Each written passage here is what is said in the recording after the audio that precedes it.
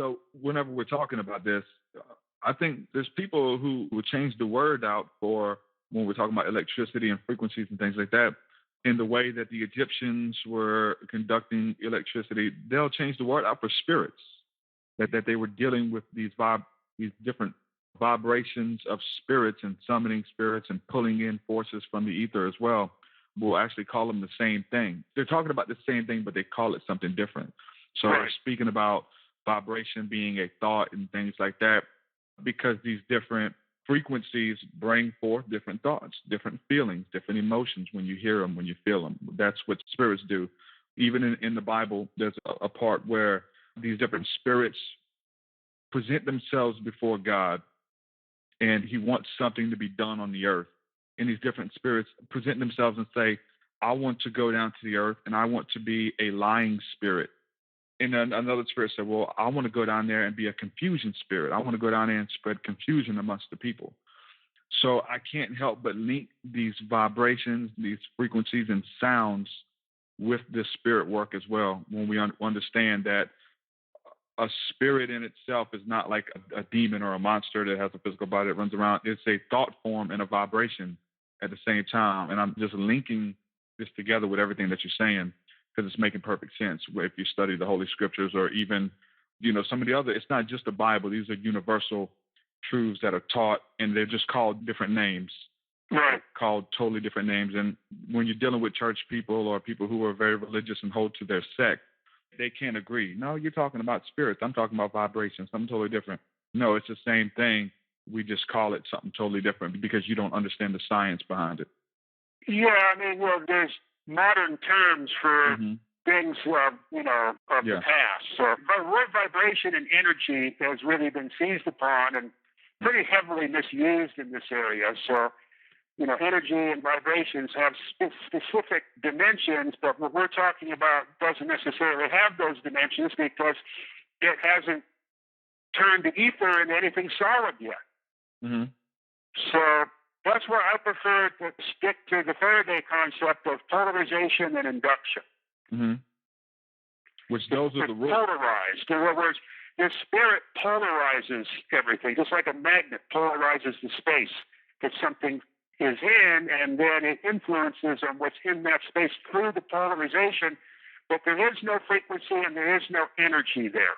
Mm-hmm. The energy comes about by the actions, the secondary actions, but the induction itself is not energy and it's not frequency. Mm-hmm. But it can give rise to those things, or those things can give rise to induction. The same thing like with the quartz crystal, it can go one way or the other. Exactly. So it's a principle that is not positive or negative in itself. It's whatever you do with it. You have to tap in within a certain intention to use it for positive, negative, good or bad or whatever. Yeah, we're dealing with so much speculation, it starts to, it gets beyond the engineering level, which I like to remain at. Mm-hmm. Yeah. Right. This is the situation with electricity. And every time I have to make one of these presentations, which is coming up again now, like the one which I really recommend that people acquire off the internet, is this last presentation I gave.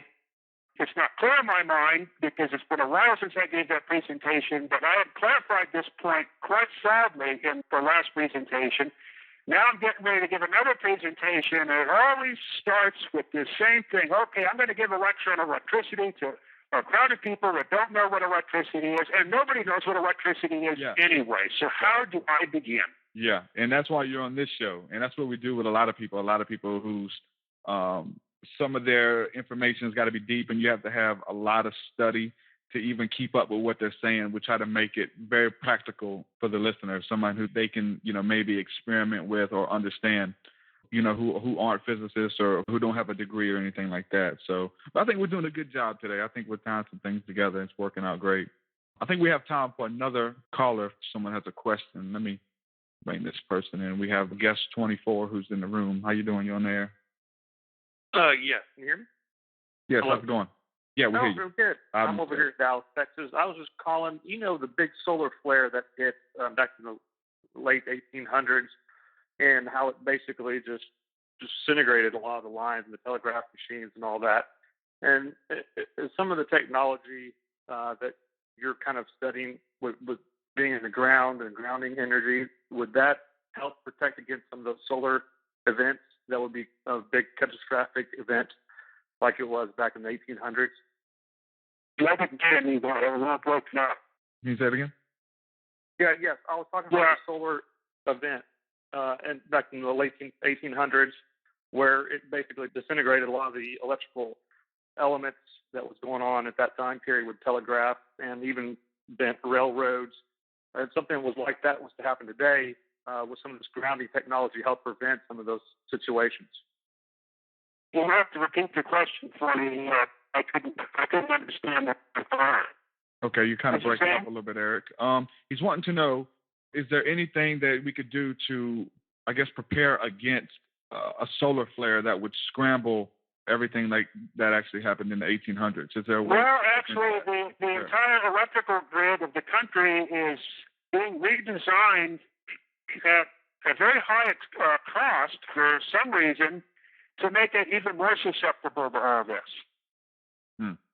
In fact, this is a project I'm working on here because it's caused a complication in this municipality. Is the department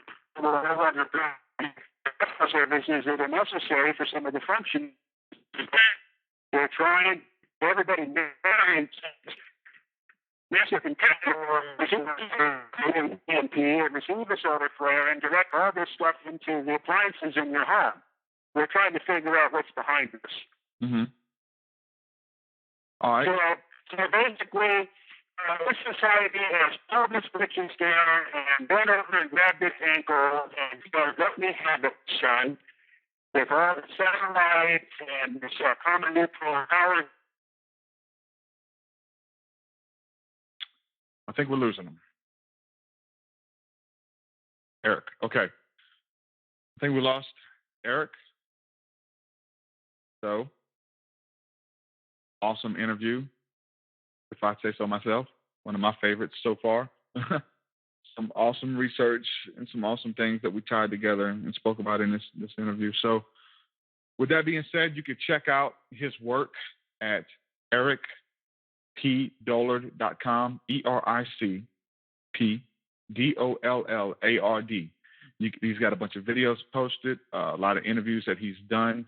There's a couple people working to try to help him get some of his stuff out there to the masses. So there's other people connected who are following his work that you can link in with on Facebook and Twitter and some of the other social networks to help spread his videos, his messages, and if you will, help get this podcast out there so we can cover more topics very similar to this one. So this was an awesome podcast. And like I said, it's going to be one of my favorites. So just to break it down on a very layman level, understand that music, sound, and tones is all vibrations. Everything is moving. Everything is conducting electricity. Your body is made up of the same electricity. And so when we look at stuff like this rice experiment, what I'm talking about, remember to bless people. Remember not to curse people. That your words and the music and everything you're taking in, that even the things that you're looking at, the colors that you're looking at, all affects your body, all affects your mind in a good way or a bad way. So the Bible says, choose life that you may live. And that's what we're saying. Choose life. Speak life. Because the power of life and death is in the tongue. So with that being said, you can check out my music, check out my work at truthseekahmusic.com. Truth, SEEKAH, music.com. Subscribe to me on YouTube. YouTube.com/TruthSeekah777 is the channel. And hit me up on Facebook. And if you want to come on the show or you know anybody who would like to come on the show, you can send me an email or an inbox question or something like that, and we'll try to make it happen. And with that being said, we're going to say thanks for everybody tuning in. Thanks for everybody listening to this whole show. And like I said, please share the information. If anybody would like to give to Eric, you could do so on his website, ericpdollard.com. If you would like to support the Awakening podcast and the music that we're bringing forth as well, you can do so at my website, truthseekahmusic.com. There is a donation button there. It'll be greatly appreciated so we can get some advertisement and get this information out there to the masses. So thanks again for sticking with us. With that, we're going to say shalom and peace. Thank you, guys.